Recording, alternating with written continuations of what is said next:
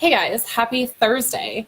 I want to hop on here quick. After posting this morning that post that says your mindset equals, now I don't remember all of a sudden, your mindset equals your potential. There we go. I was like, your goals? I was like, no, that's not right. Sorry about that. Your mindset truly does equal your potential. Jennifer commented on it and made a really good point. So I thought I would hop on here and just share a quick video about like if this is you, if you are in the same spot too. This is totally something. Hey, Candace, thanks for hopping on. And Destiny, I hope you're doing well for both of you. This is something that's so great that I almost forget to touch on sometimes because it's before the goal, like before you set your goal or before you even get started, because sometimes you're just so overwhelmed with like, oh my God, where do I even start? Like, what is happening? I feel like I'm in a chaotic state, like everything's everywhere. Like you're just super overwhelmed. And having goals and, setting huge goals for yourself, knowing where to get started, that takes a lot of clarity. And sometimes that's the hardest piece to get to originally. And it really brought me back to last year when I shared, it was like a 3-video series called my 3-step prep program, or like little freebie that I shared. It was like a series of videos, but basically it was how to set yourself up for success for your next project. Whether that was a project that you were working on, maybe it was something in your career or your business that you wanted to work on.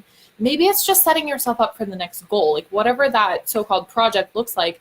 This was a system that I used every time that I really wanted to dive into something new, whether that was a new project, a new goal, to really prepare myself for what I needed to do to be successful. So I wanted to share that with you guys a little bit and kind of how to get started. Like if you're new to goal setting, if you're just not sure where to start, or if you're just feeling really, really overwhelmed and like chaotic, I like look around because like a lot of the times you'll have like, if your table is covered with papers, like miscellaneous papers, maybe it's mail you haven't gone through, maybe it's papers you needed to file that you haven't gotten to, maybe you just have like, pens and stuff like everywhere. Maybe it's just your living room and you just haven't picked it up.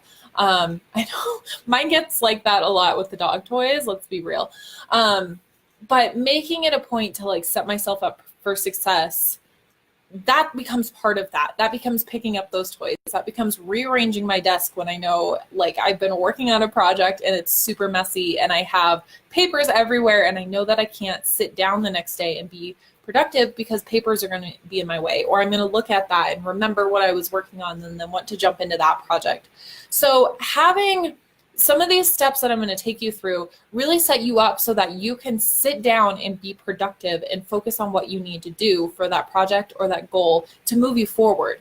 And there's so much good stuff in here. So I'm so glad that Jennifer asked this morning. She was like, where do I even start? Like, it's just so cluttered.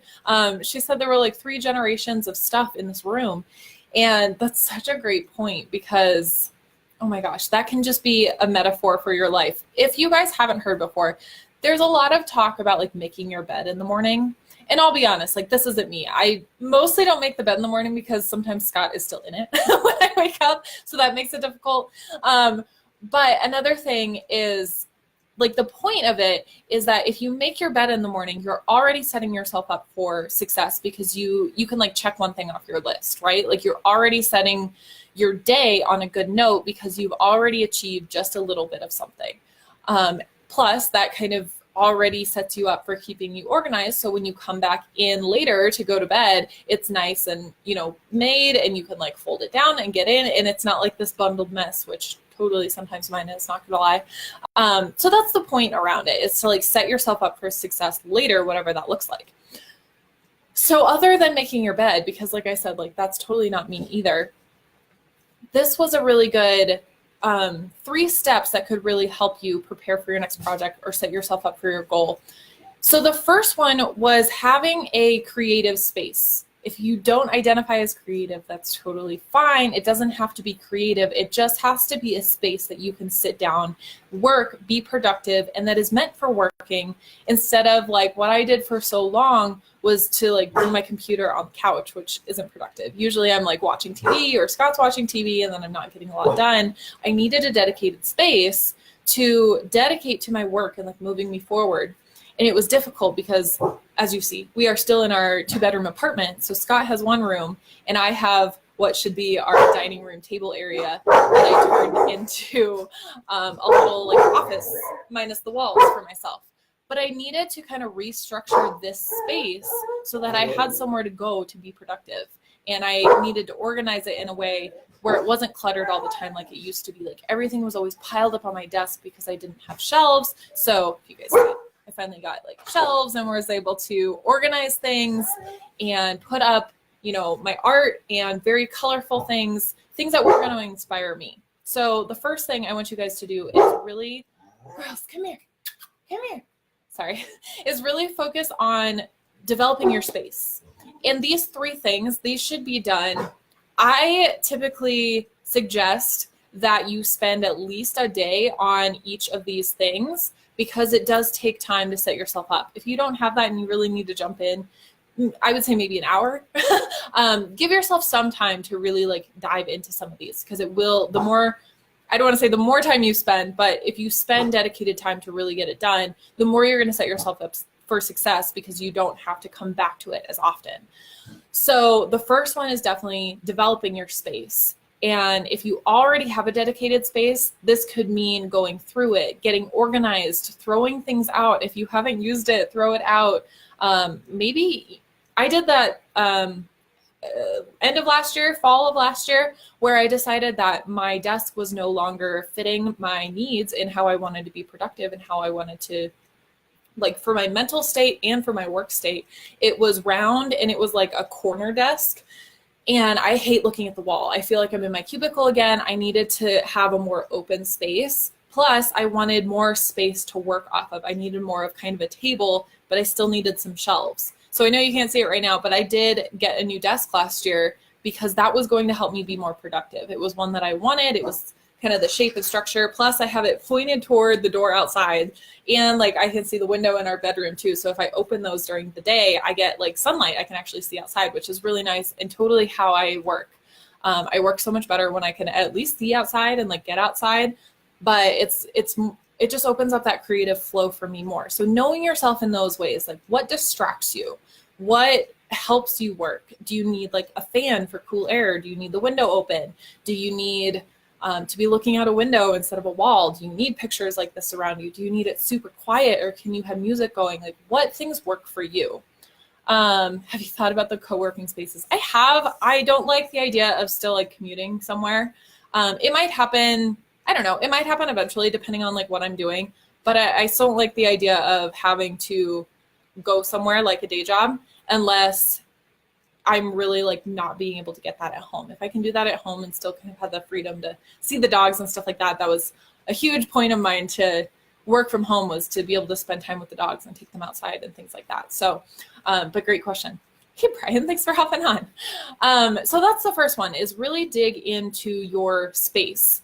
What does that space look like for yourself? How do you need to, you need to declutter. First of all, that was one of Jennifer's points, was it's so cluttered right now. She has so much stuff. Take the time to really go through that. I take time at least once a year to really do a deep clean, like through my space, and like file, papers that I've needed to file, or throw away some, or shred or throw away the papers that you don't need.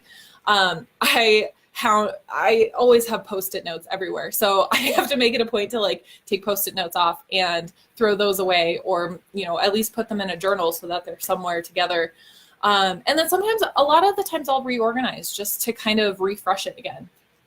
So getting your space, getting it to work for you so that you're most productive and have somewhere to go and be ready to sit down, which means it's not cluttered, it's nice and open, it's ready for you to come work, is number one. And definitely spend some time to do that. I say that one definitely takes the most time out of all three. So spend some time initially to do that. And that could be even at your work. Like maybe your desk at work has gotten a little overloaded and things like that. Take, a half hour to an hour and just like go through things. Like you will be so much more productive if you have everything filed and in the right place and organized first, than if you just try to sit down and do it in clutter. Because you do get so distracted when you have clutter around, because you see different things or you think about different things. Like it's just taking your attention away from what you're supposed to be working on. So that is the first one. The second one, this one's one that I do all of the time. If you're feeling super overwhelmed and you don't know where to start, get everything out of your head. Open up a journal, get out a piece of paper. Maybe if you are creative, maybe get out a canvas or a piece of paper that you can like draw on or paint on or something like that. Just get everything out of your head, like everything you think you need to do, that you might want to do, that maybe you shouldn't do. Like maybe have another column of things that you need to avoid doing, things that you have wanted to do or like recreate a habit with. Whatever it is, like whatever is filling your head, get that out and on paper, because the more it has to sit in your head, the more energy that you expend every single day. And that's what I found, especially mostly in, when I was working in corporate. I couldn't just remember things that like my manager or one of my coworkers was telling me. I had to write everything down because I didn't want to waste the energy that I had trying to remember a project that I needed to do or an email I needed to send, like something as little as possible. I needed to write it down just so that I didn't have to spend time and energy thinking about what I needed to do. I could easily pick it up. That's why I have this like right in front of me. I use my Google Calendar, but I also have like a daily planner that helps me just to focus on the tasks that I need to prioritize. So getting everything out on paper, after it's all out and you feel so much better already because it's all out, you can organize it. You can really, take out another sheet of paper or get out your journal, your day planner, and really structure, like circle the ones that are priorities, like right away.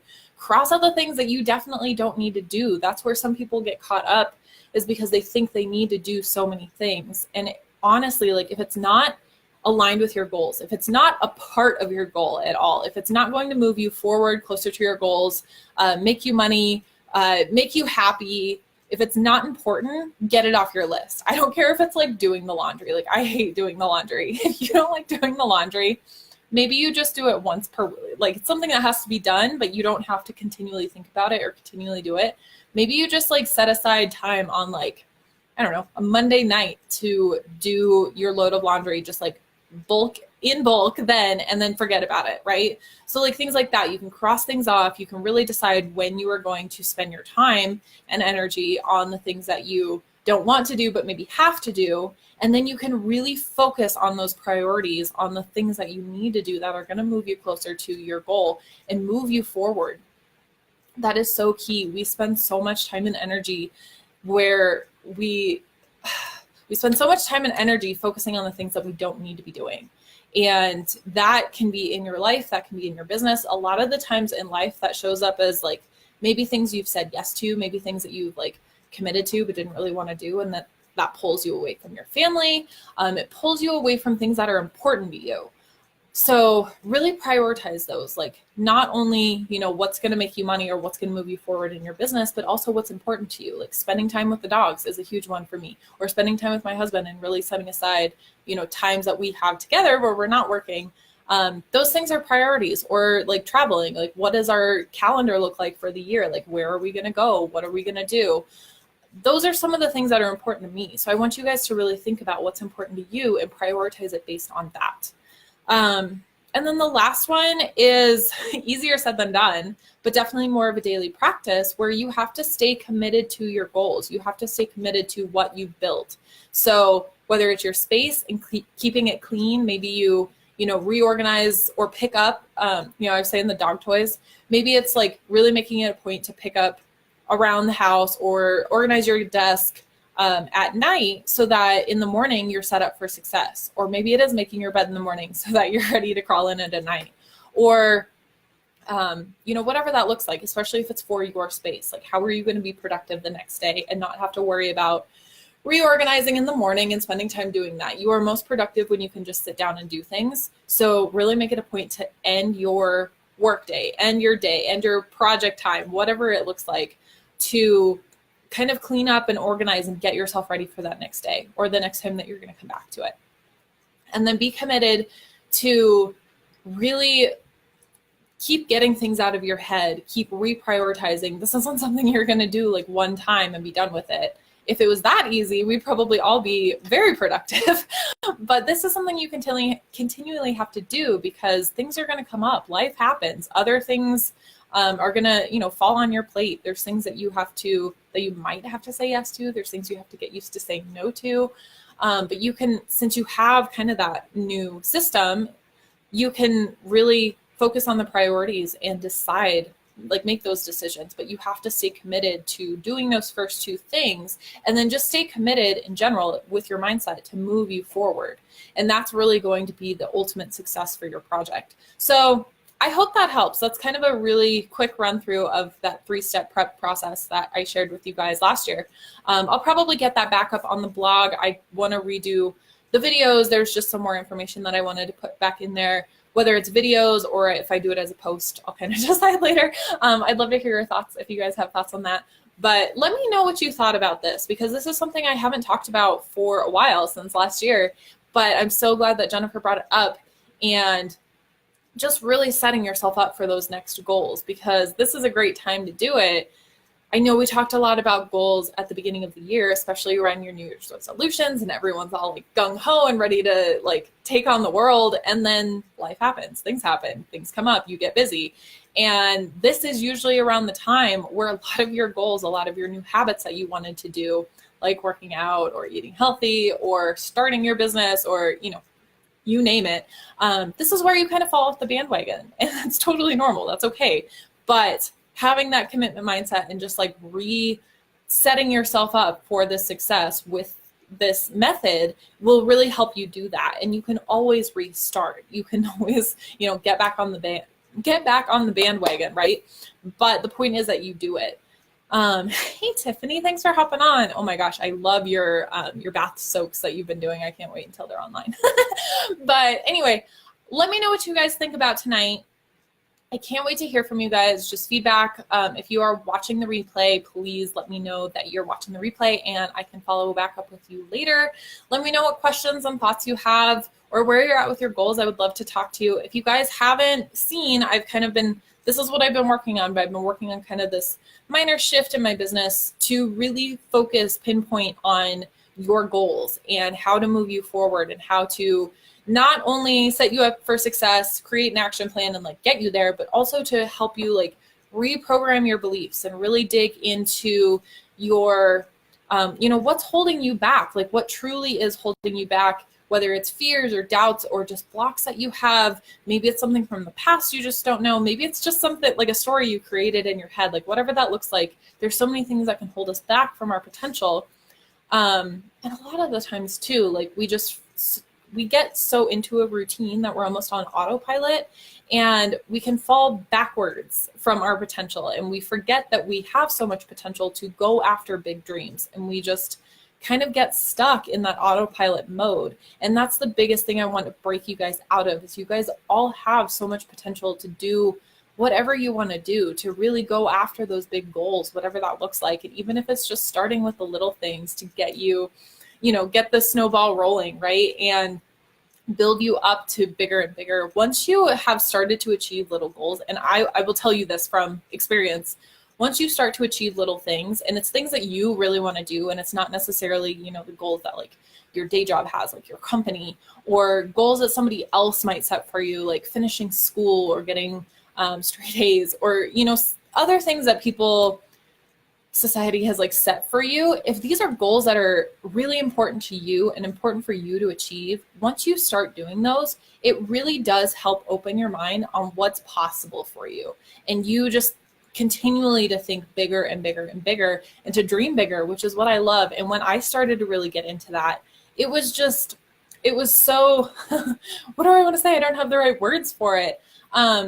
It was just so inspiring to me to be like, oh my God, like even like a year ago, like had I sat down and like written out what I could potentially want to achieve in like the next year to 10 years, I never would have imagined I could think this big. But just because I had so many different opportunities, different possibilities that I could go after, it was like it opened up this whole new world to me. And that's really why I started being so interested in goal setting and your brain and how you function and your thoughts in relation to your goals, your potential, and moving you forward and actually getting there, because that's the point. I don't want you guys to just dream like it's a movie or something and then you step out of it and go back into your life. I want you guys to really dream and set yourself up and really get in the position to move forward towards those goals and actually make them happen, because that's where it's exciting and it inspires you to do more.